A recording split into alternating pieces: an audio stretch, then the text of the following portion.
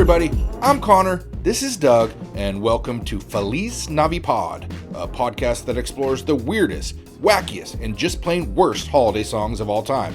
On today's episode, we'll break down the horrendous and horrendously verbose What Can You Get a Wookiee for Christmas When He Already Owns a Comb by the Star Wars Intergalactic Droid Choir. We'll also take a deep dive into Weird Al Yankovic's Cold War-themed Christmas at Ground Zero and explore the sheer lunacy of Grandma Got Run Over by a Reindeer.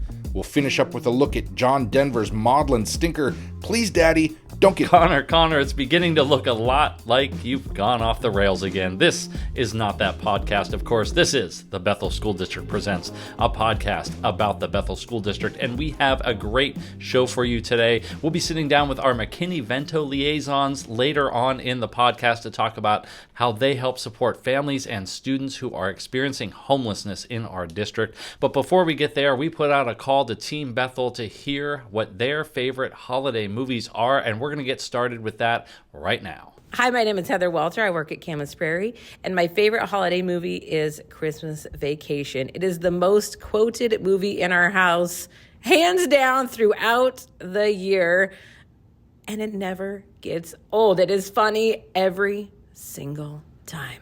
Hey, my name is Brian Kester, and I'm the Secondary Social Studies at TOSA, and my favorite holiday movie is Elf. It's classic, it's got so many quotable lines, and it's just very whimsy, and whimsy is something that we need a lot of right now.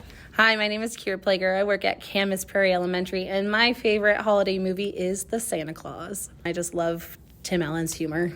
Hi, my name is Melissa Munson-Merritt. I work at Camas Prairie Elementary. My favorite holiday movie is Elf.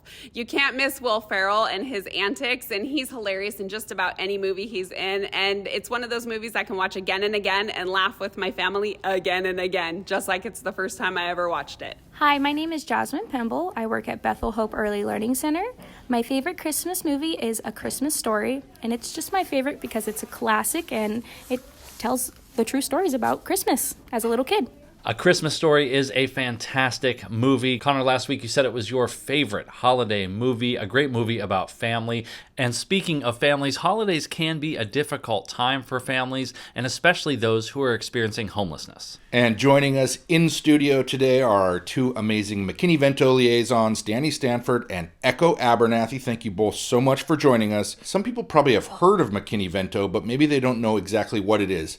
Can we talk a little bit about what McKinney-Vento actually is? Yeah, so McKinney-Vento is a federally mandated program for students who are experiencing homelessness. And the main goal is to remove any barriers to a student's access to education. Some of the ways we remove those barriers, it might be providing transportation for our students who have moved outside of their school boundaries. It could be helping with enrollment, making sure they get enrolled without necessary documents. Basically, it's just to provide them with the same educational experience that a student who is housed would have. And so that's the goal of it, as well as just to provide some stability for these students, because oftentimes they're lacking stability in their lives. And so school and education, it's that one constant that we can provide to help them have some stability in their life. And Echo, how many McKinney-Vento families do we have in our district? Connor, we have a total of 521 students that are experiencing homelessness right now. And I think a lot of people, when they think of homelessness or unhoused people, they think of big cities, they think of Seattle, they think of Tacoma. They probably don't think of places like Bethel, more rural. But that's not the case, is it? No, that's definitely not the case, Connor. Homelessness has many faces. We have students that are living on their own, unaccompanied youth. We actually have 115 students that are identified as unaccompanied youth right now. And these are students that are not in the care of a legal parent or guardian. They could be living with an aunt or an uncle. They could be living with a friend. They could be living with a girlfriend or boyfriend. So that's just one category that we have that people tend not to know about that qualify for McKinney-Vento and that are experiencing homelessness. But we have a lot of students and families that are unsheltered right now. We have students and families that are in hotels. We have many families that are actually doubled up And what doubled up means is that they're living with someone else because they do not have their own place to be due to a hardship.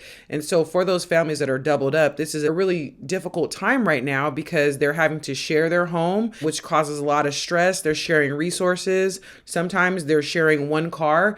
And it's our job to help make sure that those students can get to school and have the same experience that other students are receiving each and every day. So it sounds like one of the big goals for our district is creating equity for all students. So for these students who are experiencing homelessness, we want to make their education as close as possible to a student who's not. So Danny, can you talk about a few ways that we go about doing that? What are some of the supports that we offer these students to kind of bring them into that equitable situation?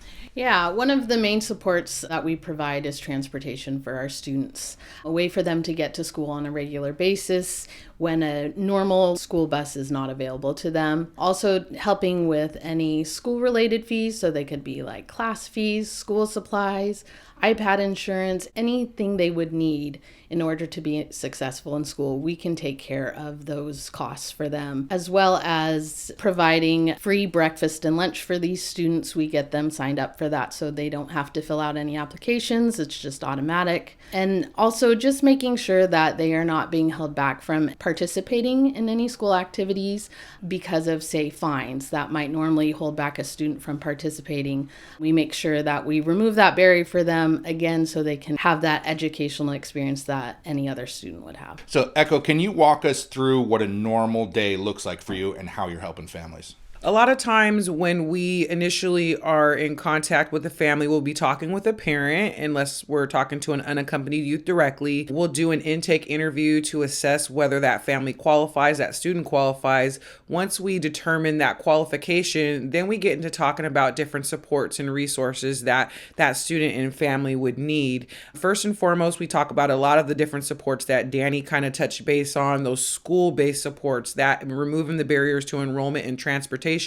But a lot of times other things come up in the conversation, the immediate needs, things like basic needs, food, clothing, shelter. We're talking about housing resources a lot of times. So Danny and I end up making a lot of referrals and working with great community partners and service providers like the Bethel Family Center. We work with Building Changes a lot. We have a lot of different organizations, community healthcare. We're connecting families to medical resources. We're connecting them to behavioral health resources as needed. We're giving them lists of shelters. Sometimes they're talking about transportation, especially as it relates to our district because it's so big. Just finding ways to get to appointments, finding ways to get to work. We're really having conversations with families about what is the next step. And sometimes that's a big step or sometimes it's just a little goal, but we want to be with them every step of the way and to the best of our ability. So a lot of times it's working with all of the amazing partners that we have in our toolkit and connecting them so that they can go ahead and, find solutions ultimately to their housing situation. This is a high stakes position. I mean, you're working with people who oftentimes don't have a place to sleep, don't know where they're going to get their next meal.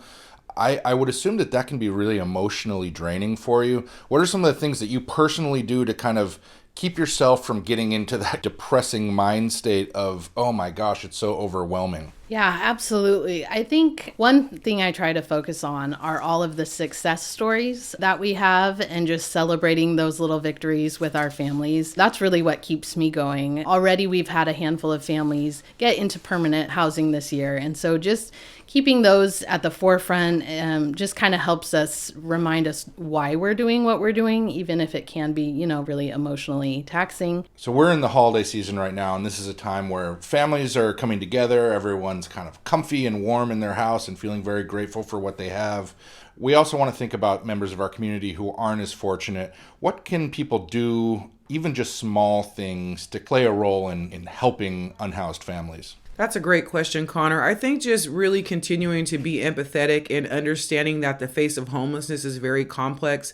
I think being sensitive to students' needs, if you are seeing behavioral issues in the school, just kind of maybe taking the time to dig a little bit deeper or connecting them with the social worker or counselor that's in their building to kind of tease that out a little bit. Super important because when students are experiencing homelessness, there's so much trauma that's going on behind that. And if their basic needs are not being met or they're seeing things that are going going on in their households that are traumatic or scary, then, sometimes that may come out in different ways in the school. So I think it's just important to keep that in mind and just continuing to, I guess, learn and grow your education in terms of what are the different faces of homelessness. That's what I would say. Just, keeping your eyes and ears open and keeping your heart open, especially during this holiday season when we know there are so many families and students out there that don't have a safe place to go. I'm so grateful for this opportunity to talk with you about this, Connor. Thank you. Thank you so much for joining us. Really appreciate it. And that's going to do it for this week's show. Connor, you got us started today with some of the worst holiday songs. Let's do a 180 and take a lap with our favorite holiday songs. What's yours? Well, personally, I've got to go with the Brenda Lee version of Rockin' Around the Christmas Tree. It's just a banger. Everyone loves it. What about you, Doug? What's your favorite? Well, my favorite actually is Father Christmas by the Kinks. Wow, that's a deep cut. I listen to Christmas songs on the radio all day, literally every second of the day, and I've never heard that one. Well, you should check out 1977 classic Christmas songs about mugging Santa Claus. It's definitely the top one of those. Thanks for joining us, everyone, and we hope you and yours have a fantastic holiday season. Bye, everybody.